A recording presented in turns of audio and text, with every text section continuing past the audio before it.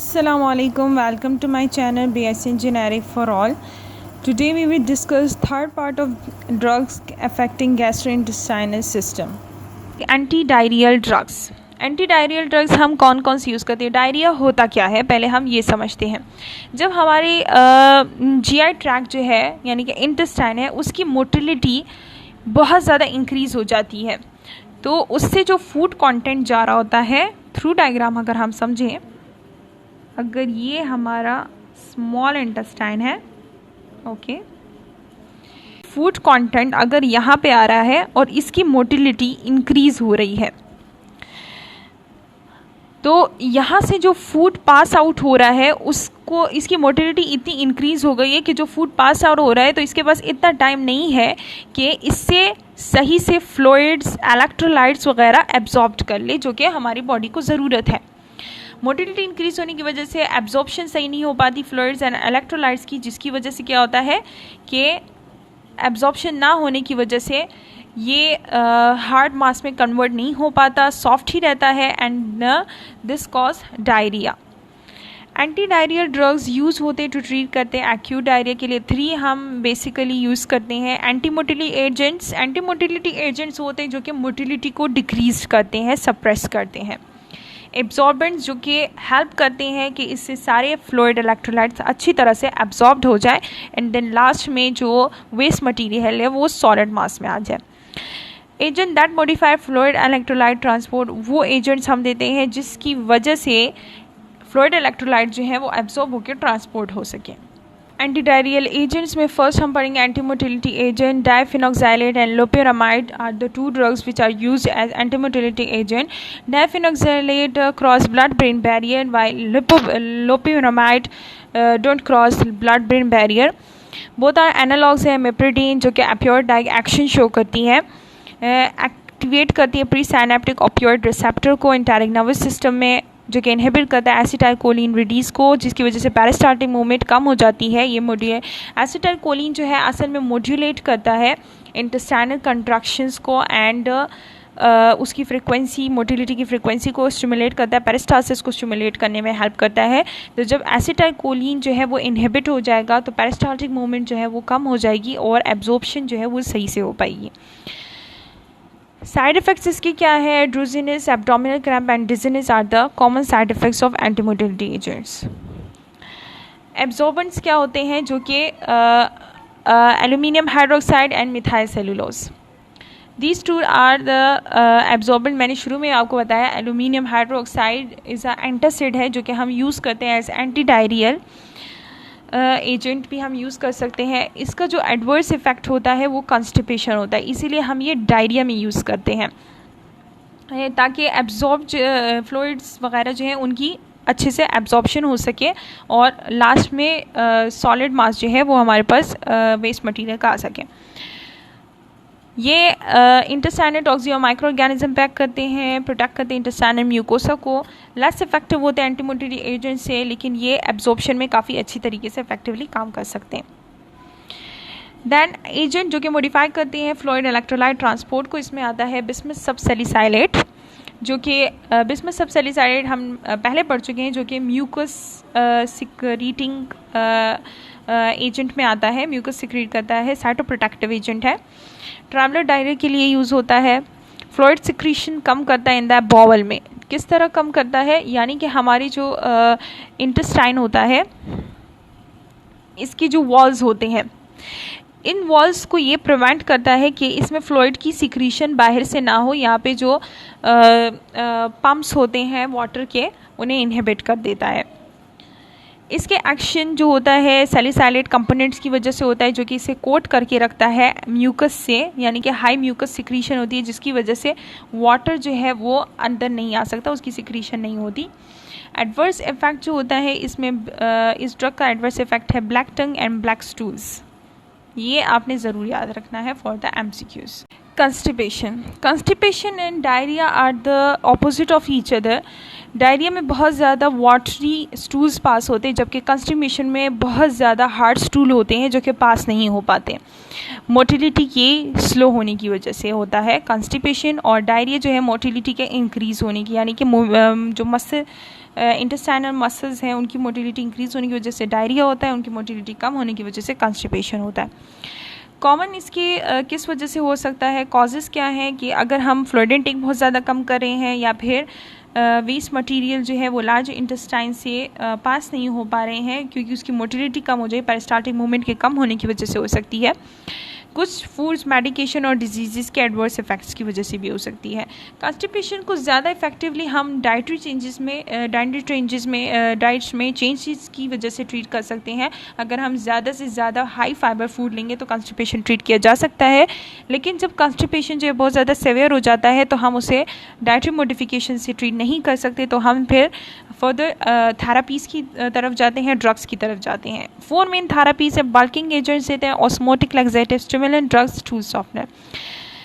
Laxatives क्या क्या काम कर सकते हैं, fibre increase bulk of the stools, faecal softener, अगर हम फाइबर्स लेते तो इससे बल्क जो है स्टूल का वो इंक्रीज़ हो जाता है और इंटेस्टाइन की जो मसल्स होते हैं वो पेरिस्टाल्टिक मूवमेंट उनकी स्टिमुलेट होती है और जो वेस्ट मटेरियल है वो आगे पास होना, फॉरवर्ड की तरफ पास होना स्टार्ट हो जाता है। ऑस्मोटिक लैक्सेटिव जो होते हैं ये बाहर से एक्स्ट्रासेलुलर स्पेस से अंदर की तरफ वाटर को इंक्रीज़ करता है, फ्लूइड कंटेंट को, ताकि स्टूल जो है वो सॉफ्ट हो जाए और उस आगे की तरफ, फॉरवर्ड की तरफ पास हो सके। फीकल सॉफ्टनर लुब्रिकेट करता है स्टूल को और स्टिमुलेंट इंक्रीज़ करता है पेरिस्टाल्टिक मूवमेंट को। अब हम 1 बाय 1 इसे डिस्कस करेंगे। बल्क लैक्सेटिव्स क्या काम करते हैं, बल्क लैक्सेटिव जो है ये बाउल कंटेंट को इंक्रीज़ कर देते हैं, यानी कि अगर हम फाइबर्स ले रहे हैं, बल्क लैक्सेटिव में फाइबर्स आते हैं, फाइबर्स लेते हैं वो हमारे हार्ड स्टूल के साथ मिलके उसे थोड़ा सॉफ्ट कर देते हैं और उसका बल्क इंक्रीज़ कर देते हैं, अमाउंट उनकी इंक्रीज़ हो जाती है। अमाउंट इंक्रीज़ होगी तो वॉल्स जो है वो स्टिमुलेट होंगे, वो स्टिमुलेट करते हैं, पेरिस्टाल्टिक स्ट्रेच रिसेप्टर होते हैं वहाँ पे, वो स्टिमुलेट होते हैं इंटेस्टाइनल वॉल में, जिसकी वजह से पेरिस्टाल्टिक मूवमेंट स्टार्ट हो जाती है एंड जो वेस्ट मटीरियल है वो फॉरवर्ड की तरफ मूव करता है। इसके एग्जांपल में पिसाइलियम इस्पगोल आता है, बहुत ज़्यादा कॉमन है। ब्रान आता है, ब्रान जो है वीट की आउटर कोटिंग को कहते हैं। मिथाइल सेलुलोज आता है। मिथाइल सेलुलोज जैसे कि हमने पढ़ा एंटी डायरियल में भी यूज़ होता है और एंटी कॉन्स्टिपेशन में भी यूज़ हो सकता है। Insoluble and non absorbable compounds होते हैं, ये सिंथेटिक प्लांट सेलुलोज कंपाउंड होते हैं। सेलुलोज जो होता है ये ह्यूमन जो जीआई ट्रैक्ट है वो इसे डाइजेस्ट नहीं कर सकता, नॉन डाइजेस्टेबल होते हैं, इसलिए हम ये बहुत ज़्यादा लॉट्स ऑफ वाटर के साथ लेते हैं, क्योंकि अगर हम ऐसा ना करें तो कॉन्स्टिपेशन जो है इससे और भी ज़्यादा वर्स हो सकता है। सेलाइन एंड ऑस्मोटिक लैक्सेटिव्स किसे कहते हैं, 1 to 3 आवर इफेक्टिव ट्रीटमेंट के लिए बहुत ज़्यादा प्रेफर्ड किया जाता है। Use to purge intestine surgery and poisoning. Purge intestine, purge का मतलब होता है कि जो बावल है, इंटेस्टाइन है, लार्ज इंटेस्टाइन, उसको स्टूल से एम्प्टी करने को हम पर्च करते हैं, यानी कि अगर कोई सर्जरी से पहले सर्जरी हो रही है किसी की तो उससे पहले हम लैक्सेटिव्स दे देते हैं उसका बावल खाली करने के लिए। Fluid is drawn into the bowel by osmotic. इसमें क्या होता है कि ऑस्मोटिकली फ्लूइड जो है वो एक्स्ट्रासेलुलर स्पेस से इनटू द इंटेस्टाइन आता है, उससे क्या होता है कि स्टूल्स जो है वो सॉफ्ट हो जाते हैं, पेरिस्टाल्टिक मूवमेंट इंक्रीज़ हो जाती है, वॉल्यूम इंक्रीज़ हो जाता है वाटर का, पेरिस्टाल्टिक मूवमेंट एक्टिवेट होती है एंड स्टूल जो है वो मूव करते हैं फॉरवर्ड। इसके एग्जांपल में आते हैं दो non digestible sugar and alcohols आते हैं, साथ में लैक्टुलोज आता है। लैक्टुलोज जो होता है ये ब्रोकन डाउन होता है बाय बैक्टीरिया की to acetic and lactic acid में, जो कॉज करता है ऑस्मोटिक इफेक्ट शो करता है। सॉल्ट्स होते हैं milk of magnesia MgOH2 and sodium phosphate is use as enema, sodium citrate use as enema. Enema are the example of osmotic laxatives. Milk of magnesia जैसे कि हमने कहा कि MgOH2 मैग्नीशियम हाइड्रोक्साइड जो है इसका एडवर्स इफेक्ट जो है वो डायरिया है, जिसलिए हम ये कॉन्स्टिपेशन में यूज़ करते हैं। Stool softeners, emollients. एमोलिएंट्स हम किसे कहते हैं, उन ड्रग्स को कहते हैं या उस थेरापीज़ को कहते हैं जिससे जो इंटेस्टाइन है उसका इंटेस्टाइनल जो मसल्स हैं, इंटेस्टाइनल जो टिश्यूज़ हैं वो स्मूथ एंड हाइड्रेट हो जाते हैं, जिससे क्या होता है कि पेरिस्टाल्टिक मूवमेंट एक्टिवेट होती है एंड स्टूल जो है वो मूव करता है फॉरवर्ड की तरफ। स्टूल सॉफ्टनर्स हम देते हैं ताकि इसमें स्टूल जो है उसमें अमाउंट ऑफ वाटर जो है वो इंक्रीज़ हो जाए और आसानी से पास हो सके फॉरवर्ड। इसमें एग्जाम्पल है docusate, sodium surfactant and stimulant, liquid paraffins हम यूज़ करते हैं ओरल सोल्यूशन के तौर पे, एंड ग्लिसरीन सपोजिटरीज यूज़ करते हैं। डिकोसेट सोडियम जो है ये एक्ट करता है एज ए सरफेक्टेंट, रिड्यूस करता है surface tension of the stool को, अलाउ करता है more water and fat content को कि वो कंबाइन हो जाता है स्टूल के साथ, जिससे स्टूल सॉफ्ट हो जाते हैं एंड फॉरवर्ड आसानी से मूव कर सकते हैं। Irritant, stimulant, laxative, cathartics increase करते हैं इंटेस्टाइनल मोटिलिटी को, इरिटेट करती है जीआई म्यूकोसा को, ताकि ज़्यादा से ज़्यादा अगर म्यूकोसा कम होगा तो ज़्यादा से ज़्यादा वाटर कंटेंट अंदर आएगा और स्टूल जो है वो सॉफ्ट होंगे। इंडिकेटेड होता है बहुत ज़्यादा सेवियर कंस्टिपेशन में हम ये थेरेपी देते हैं और बहुत ज़्यादा रैपिड इसका इफेक्ट शो होता है इनटू 6 to 8 आवर्स में। कैस्टर ऑयल देते फ्रॉम द कैस्टर बीन्स, सेना प्लांट डेरिवेटिव है, बेसाकोडाइल, लोविप्रोस्टोन, PGE1 डेरिवेटिव दैट स्टिमुलेट करता है क्लोराइड चैनल्स को, प्रोड्यूस करता है क्लोराइड रिच सिक्रीशंस। ना हम मूव करते हैं अपने last topic anti emetic drugs की तरफ। एंटी एमेटिक ड्रग्स वो ड्रग्स होती हैं जो कि कंट्रोल करती हैं, प्रिवेंट करती हैं वॉमिटिंग इनर्शिया को। इस स्लाइड में समझने से पहले हम एक डायग्राम समझते हैं जिसके ज़रिए से पहले हमें पता होना चाहिए कि वॉमिटिंग सेंटर कहाँ पे है, वॉमिटिंग किस तरह से स्टिमुलेट होती है, किन रिसेप्टर के ज़रिए स्टिमुलेट होती है, तभी हम उनके ड्रग के बारे में पढ़ सकेंगे कि कौन सी ड्रग्स हैं वो उसे किन साइड पे ब्लॉक करती है। वॉमिटिंग सेंटर के साथ ही ट्रिगर जोन जो है वो लोकेटेड होता है। वॉमिटिंग सेंटर जो है ये स्टिमुलेटेड होता है by central and peripheral neural pathways से। जब ये स्टिमुलेटेड होता है तो वॉमिटिंग इनिशिएट होती है। अब वो वॉमिटिंग जो है वो या तो वॉमिटिंग हो जाती है या फिर कंट्रोल हो जाती है। वॉमिटिंग जब होती है तो इसमें क्या क्या चीज़ें इन्वॉल्व होती हैं कि जो डाइजेस्टिव ट्रैक है उनकी स्मूथ मसल की कंट्रैक्शन जो है वो ज़्यादा हो जाती है, उससे इनिशिएट हो जाता है वॉमिटिंग। वॉमिटिंग सेंटर जो है ये बेसिकली रिसीव करती है स्टिमुलेटरी सिग्नल को फ्रॉम 4 मेजर न्यूरल पाथवेज से। इसके करीब ही कीमो रिसेप्टर ट्रिगर जोन होता है जो कि लोकेटेड होता है द वॉमिटिंग सेंटर के, एक्सप्रेस करता है डिफरेंट रिसेप्टर्स होते हैं इस पे, जैसे कि यहाँ पे दिखाया गया है। ये ट्रिगर जोन है, यहाँ से 4 मेजर न्यूरल पाथवे से सिग्नल्स आते हैं। ट्रिगर जोन के अंदर ही 3 मेजर रिसेप्टर्स होते हैं। डोपामीन D2 रिसेप्टर होता है और साथ में सेरोटोनिन टाइप 3 रिसेप्टर होता है, 5-HT3 रिसेप्टर जिसे हम कहते हैं, और न्यूरोकाइनिन 1 रिसेप्टर होता है, NK1 रिसेप्टर जिसे हम कहते हैं। 3 रिसेप्टर ट्रिगर जोन में मौजूद होते हैं। ट्रिगर जोन से ही इसी जोन से ही एक वेगल नर्व जो है इसे हम कहते हैं वेगल नर्व। ये एक वेगल नर्व जो है ये गई होती है टूवर्ड्स द डाइजेस्टिव ट्रैक के तक। वहाँ पे इसके 2 रिसेप्टर्स होते हैं, NK न्यूरोकाइनिन 1 रिसेप्टर होता है and serotonin type 3 5-HT3 receptor होता है। और इसका एक जो वेस्टिबुलर सेंटर तक एक नर्व गया होता है, सेंट्रल वेस्टिबुलर न्यूक्लियाई में लोकेटेड होता है इसका एक नर्व, इनर ईयर में लोकेटेड होता है, जहाँ पे 2 और रिसेप्टर्स होते हैं, मस्कुरानिक रिसेप्टर होता है एंड हिस्टामिन रिसेप्टर होता है। ना सबसे पहले डोपामीन D2 रिसेप्टर कैसे ब्लॉक होगा? जब भी ये सारे एमेटिक सिग्नल जो है from each of these emetic areas से जनरेटेड होते हैं, जब कोई भी स्टिमुलाई इन्हें मिलता है तब ये एमेटिक एरियाज जो होते हैं रिस्पॉन्स करते हैं वॉमिटिंग का।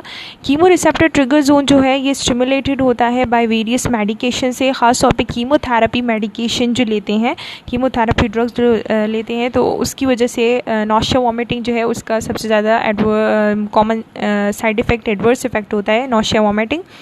तो कीमोथेरेपी किसी भी मेडिकेशन या टॉक्सिन की वजह से D2 रिसेप्टर जो है वो स्टिमुलेट होता है, जिसकी वजह से नॉशिया वॉमिटिंग कॉज होती है। तो इसके लिए हम कौन सी ड्रग्स अब यूज़ करेंगे, साथ साथ हम रिसेप्टर के बारे में पढ़ेंगे, ड्रग के बारे में पढ़ेंगे। तो D2 रिसेप्टर जब एक्टिवेट होता है ड्यू टू मेडिकेशन और टॉक्सिन्स की वजह से, तो इसे हम ब्लॉक करने के लिए डिफरेंट ड्रग्स यूज़ करते हैं, जैसे कि क्लोप्रोमाइड यहाँ पे दिया गया है, क्लोप्रोमेजीन, प्रोक्लोप्रोमेजीन, मेटोक्लोप्रोमाइड। ये मेटोक्लोप्रोमाइड मोस्ट हमारे जो स्लाइड्स हैं उसमें दिया गया है। ये D2 रिसेप्टर ब्लॉकर होता है, ब्लॉक करता है कीमो रिसेप्टर ट्रिगर जोन को, तो नौशिया वॉमिटिंग जो है फिर इनिशिएट नहीं होती। फिर इसके बाद नेक्स्ट मूव करते हैं टूवर्ड्स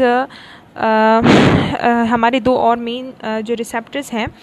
अब क्या होता है कि स्टमक साइड पे अगर हम देखें तो एंटीरोक्रोमाफिन सेल्स होते हैं जो कि स्टिमुलेटेड होते हैं, वो भी स्टिमुलेट होते हैं बाय टॉक्सिन्स की मदद से या फिर किसी मेडिकेशन की वजह से ये स्टिमुलेट होते हैं और रिलीज़ करते हैं न्यूरोट्रांसमीटर, रिलीज़ करते हैं, दो न्यूरोट्रांसमीटर रिलीज़ करते हैं, सेरोटोनिन और सब्सटेंस पी, जो कि बाइंड हो जाता है रिसेप्टर्स के साथ। सब्सटेंस पी बाइंड हो जाता है 5-HT3 रिसेप्टर के साथ, और सेरोटोनिन बाइंड हो जाता है न्यूरोकाइनिन 1 रिसेप्टर के साथ, ये बाइंड हो जाता है। अब इसके रिसेप्टर जो है वो कीमो रिसेप्टर ट्रिगर जोन पे भी दोनों मौजूद हैं। इसमें आप क्या करेंगे कि ऑन्डेंसेंट्रॉन, जैसे कि नाम सुना होगा, ऑन्डेंसेंट्रॉन जो है ये 5-HT3 रिसेप्टर एंटागोनिस्टिक है। इन रिसेप्टर्स को ब्लॉक करेगी both chemo receptor trigger zone में भी और स्टमक लाइनिंग पे भी, यहाँ पे भी ये इन दोनों को ब्लॉक कर देगी।